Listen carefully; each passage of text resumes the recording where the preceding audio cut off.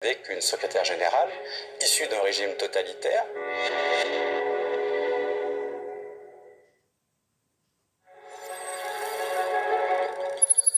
On va être bien franc, l'Organisation internationale de la francophonie, on n'en parle pas tant que ça dans l'actualité chaque semaine. On a peut-être un souvenir un peu plus présent de l'épisode où Michaël Jean a été évincé de la tête. Mais sa successeur, on ne la connaît pas tant que ça.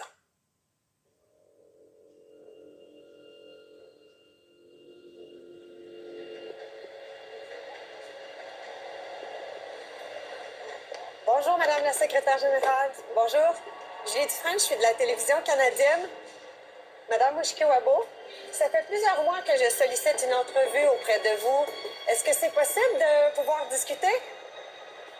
Il m'avait dit qu'elle était à l'extérieur du pays.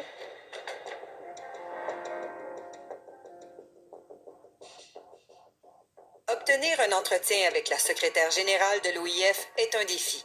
Nous avons tenté de nombreuses fois, sans succès. Pour comprendre comment les choses se passent à l'interne, nous avons dû nous tourner vers des voix qui viennent de l'intérieur.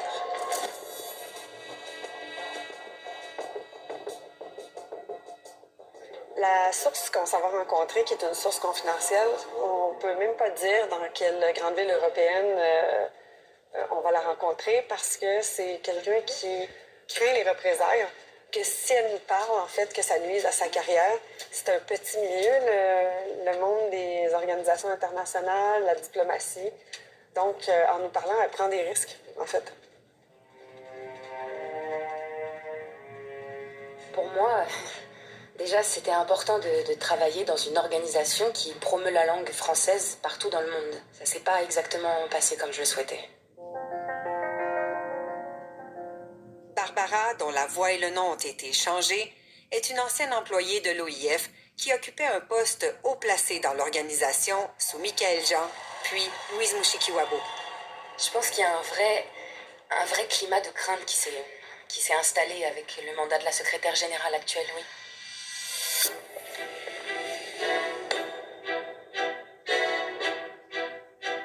C'est bien la ministre rwandaise Louise Mushikiwabo qui devrait prendre la tête de l'OIF.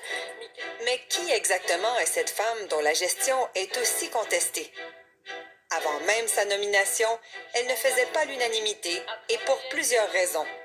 Pour le principe d'abord, le Rwanda a radicalement tourné le dos aux Français en 2008. La langue de Molière est actuellement dans une situation peu confortable au Rwanda.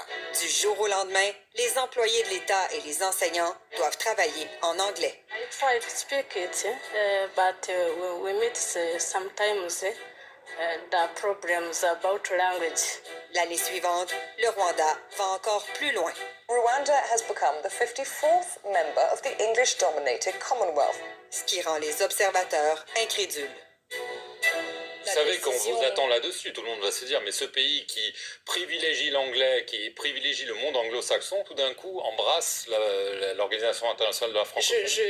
Je pense que la francophonie n'est pas en guerre contre le Commonwealth. Et il y a en plus l'épineuse question des droits humains au Rwanda.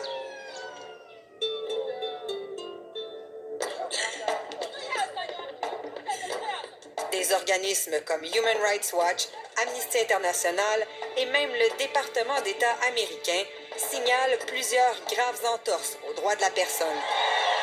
Le président sortant et candidat à un troisième mandat, Paul Kagame, est également accusé de bâillonner la liberté d'expression et de ne laisser aucune place à l'opposition.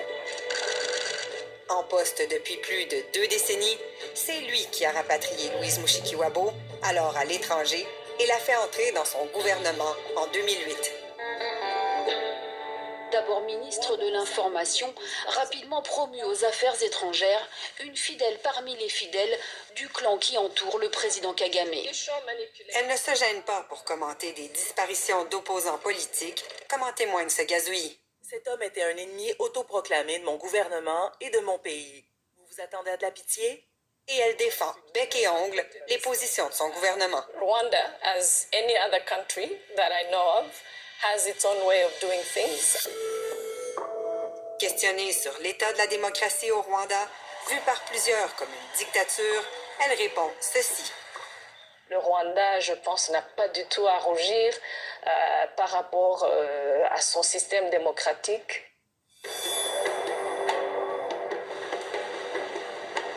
Avant que Paul Kagame arrive au pouvoir en 1994, le Rwanda a été le théâtre d'un des pires génocides du 20e siècle. La capitale Kigali est à feu et à sang. En 100 jours, au moins 800 000 personnes, surtout des Tutsis, ont été violemment massacrées. Pour le président et Louise Mushikiwabo, eux-mêmes Tutsis, la France est au banc des responsables. Les coups de froid avec la France suite au génocide de 94, elle les justifie. The involvement of